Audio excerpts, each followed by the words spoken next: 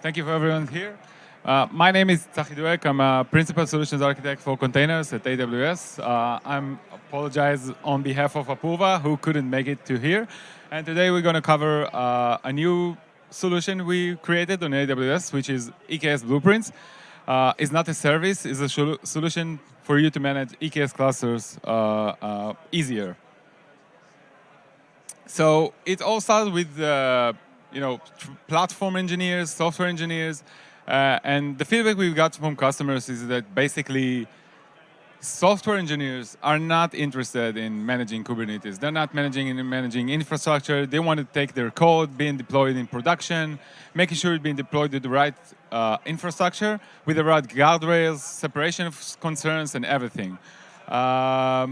They run into, as you can see on the left side, they run into all kind of problems, mainly around interaction with platform teams, where they need to provision EKS cluster, they need to make sure they have the right namespaces, the right configuration into those clusters. And this is the way we see it from our customers' engagement. On the right-hand side, we have like the software engineers that, as I said, interested in building software. But on the other hand, we have platform teams that want to build shared services platform or internal development platform, whatever you call them. They wanted to create a platform for developers to be able to deploy them in production in a best practice configuration environment. And some of the challenges customers might face are enforcing best practices. So I've created one cluster, that's fine. How do I make sure I have the consistent deployment throughout many of my clusters? Infrastructure as code is out there, and this is what we'll be talking. I'll be talking in the next couple of slides. We want to make sure we're replicating, and it's easy to replicate the cluster configuration across multiple environments and multiple clusters. How do we ensure creation, the separation of boundaries between application team? We want to make sure we have, for each software team, for each engineering team, their own subset of the cluster with the right guardrails, with the right namespace, permission stack, everything.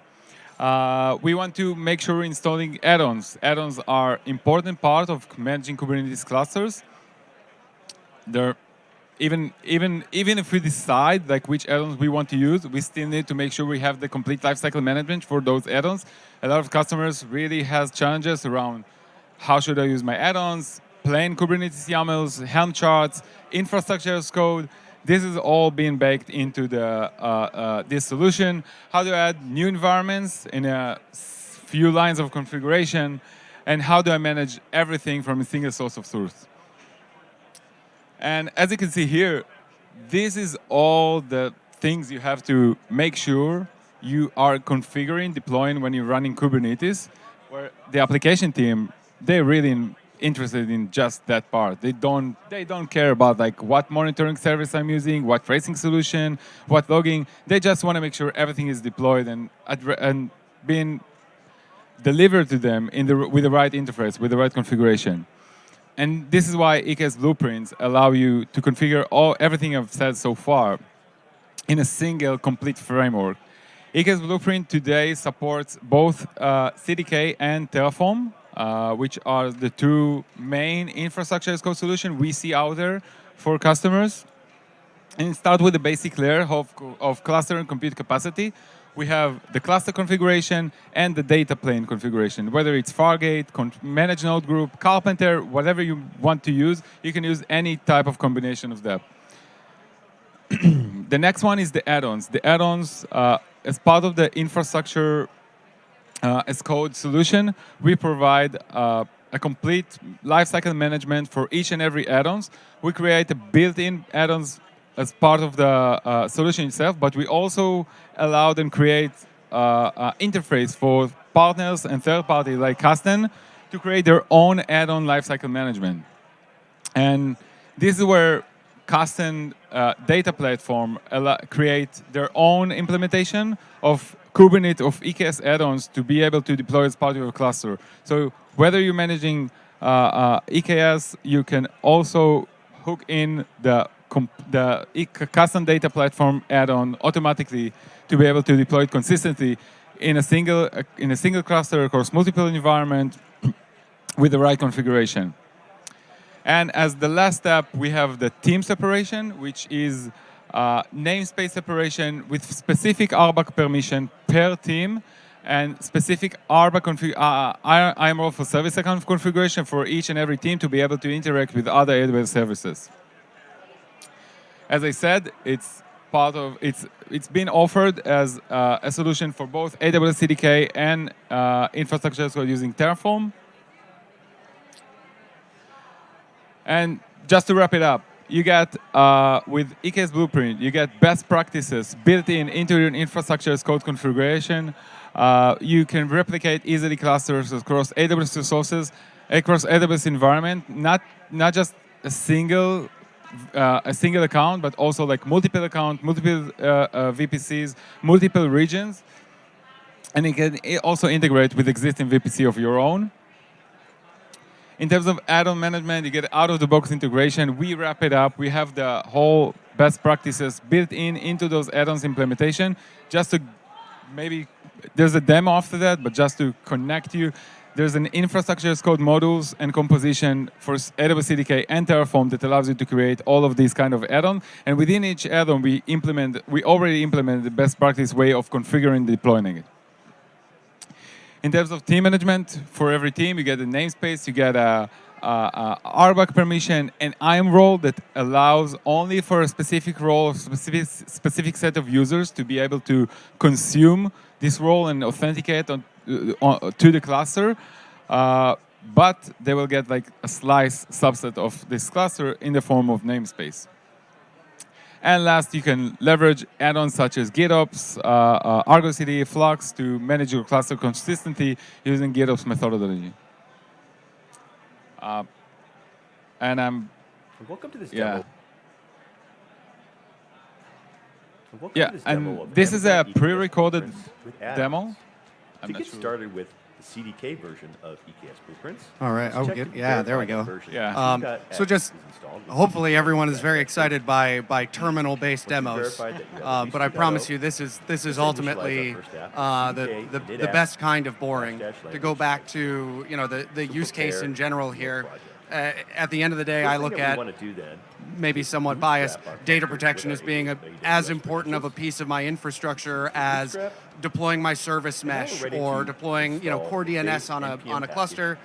So what we're seeing here is leveraging this EKS Blueprints process to do the deployment of K10. Yeah. So just to make sure the context, like this is the package delivered with AWS CDK, and this is the custom add-on.